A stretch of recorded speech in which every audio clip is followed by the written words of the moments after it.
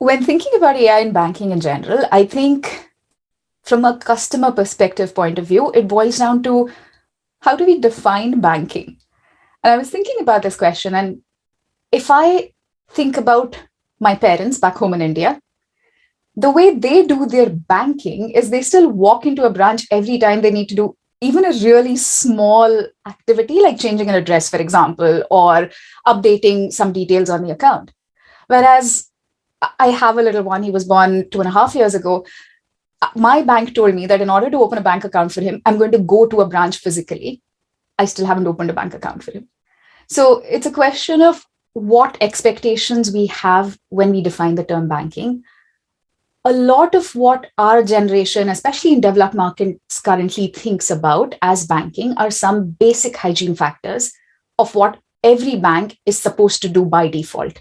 And most things which fall into the customer service bucket come under that. Now, the ironic thing here is the more AI that is visible to me in that space, i.e., I have a chatbot who refuses to let me talk to a person and keeps going me round and round in circles, or I have a fixed set of questions I have to answer each time I need to get a basic service performed, that is going to annoy me as a customer. It's going to lead to a negative customer experience. Whereas when you go to the slightly more complex things, like a bank is, say, analyzing the investments in my ISA, or it's telling me that you've made a payment to this particular foreign receiver for the last 10 times and you've actually overpaid on your foreign exchange. It's those additional insights which a bank may well be using AI to derive. But when told to me from the point of view of a bank or a relationship management play, make me feel happy about it.